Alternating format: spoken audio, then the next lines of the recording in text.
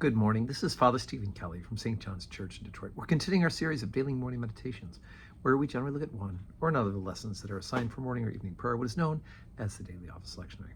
And for today, Thursday, I thought we'd do the first lesson from evening prayer. Now, it's a short lesson, and it's from the book of Ecclesiasticus, of course, one of the Deuterocanonicals or apocryphal books. And the book Ecclesiasticus is a book of wisdom sayings. And boy, this one with just 9 short verses contains lots of wisdom. So let's jump right in. Chapter 15, beginning at verse 11. Say not thou, it is through the Lord that I fell away, for thou oughtest not to do the things that he hateth. Say not thou, he hath caused me to err, for he hath no need of the sinful man. The Lord hateth all abomination, and they that fear God love it not. He himself made man from the beginning and left him in the hand of his counsel. If thou wilt to keep the commandments and to perform acceptable faithfulness. He hath set fire and water before thee. Stretch forth thine hand unto whither thou wilt. Before man is life and death, and whether him liketh shall be given him. For the wisdom of the Lord is great, and he is mighty in power, and beholdeth all things. And his eyes are upon them that fear him, and he knoweth every work of man.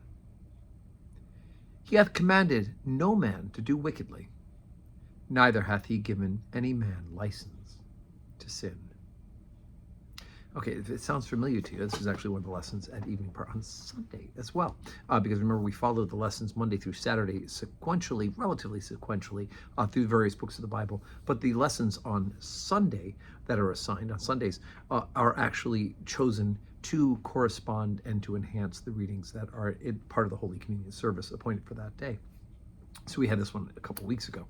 Again, one of the important things for us to remember is that God hates sin. Period. Right? Sin is doing something that offends God. It's turning away from his will for us as human beings, as individuals, and as a corporate entity of the church or as a part of humanity. God has created us in a particular way and has given us a way to live. And when we sin, we are either saying no out of ignorance, that happens sometimes, it's still sin, or we are saying no willfully. And this oftentimes, rarely do we say to ourselves, you know what, God doesn't want me to do this, but I'm going to do it anyway. Usually what we do is we try to justify it. It's not so bad. It's a small thing. We know better now than the scriptures attest to us. That's the newest thing now. Well, we're modern people and we know better now. Sure, it seems like the scriptures say that, and the church has always believed it up until recent times, but we know better now. These are all the slippery slope that the devil likes to use to convince us to go ahead and to sin. And as the writer of Ecclesiasticus makes very clear, God abhors sin. The Lord hateth all abomination, and they that fear God love it not. So the key, of course, is for us to understand what things God says we should do, what things we are forbidden to do, we should know as well. And as it says here, God's given you the choice, fire and water, stretch forth thy hand unto whither thou wilt. Before men is life and death, and whither him liketh shall it be given him. Choose life. Choose to serve the Lord.